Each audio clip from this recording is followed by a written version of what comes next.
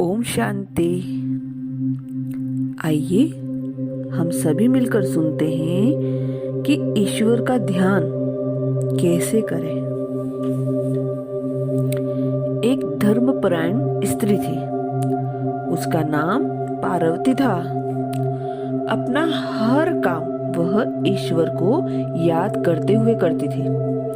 गरीबों की मदद करने में हमेशा आगे रहती थी। जितना संभव होता वह दान दक्षिणा भी खूब देती थी।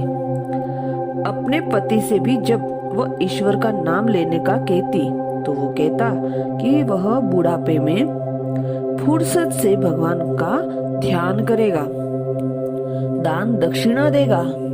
इस बात पर कभी कभी पार्वती और उसके पति की बहस हो जाती थी। एक दिन पार्वती ने अपने पति से फिर कहा, देखो, हमें नहीं पता कि हमारी जिंदगी कितने दिन की है, इसलिए आप भगवान की पूजा ध्यान बुढ़ापे में नहीं, जब भी समय मिले तब कीजिए। इस पर पार्वती के पति ने कहा, भगवान की पूजा ध्यान में रमूंगा तो घर कौन चलाएगा? यदि हमारे पास धन संपत्ति नहीं होगी तो हमें कोई नहीं पूछेगा।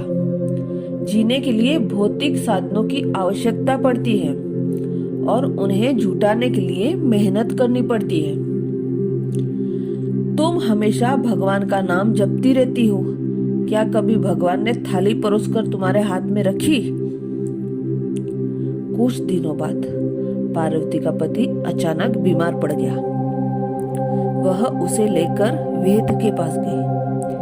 वेद ने उसे सुबह, दोपहर और शाम की पीने की दवा दी। पार्वती ने वह दवा एक अलमारी में रख दी। सुबह से शाम हो गई पर पार्वती ने दवा अपने पति को नहीं दी। पति ने सोचा कि शायद उसकी पत्नी दवा देना भूल गई है। उसने दवा मांगी तो पार्वती ने कहा, कोई बात नहीं, तीनों समय की दवा एक साथ पी लेना।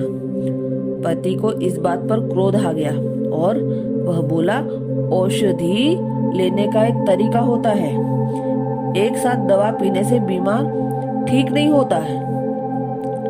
वह तो खुराक के हिसाब से धीरे धीरे पीने से ठीक होती है। अपने पति की बात सुनकर पार्वती बोली, ठीक कहा आपने, हम सब रोग से पीड़ित हैं। इसके उपचार के लिए हमें रोज दवा के रूप में भगवान का स्मरण और सत्कर्म करने चाहिए।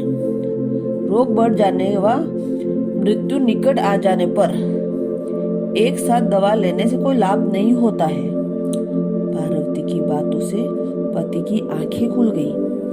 उस दिन से वह भगवान का ध्यान करने लगा और अपनी पत्नी के साथ मिलकर लोगों की सेवा में जुट गया। शुक्रिया बाबा, शुक्रिया। अच्छा, ओम शांति।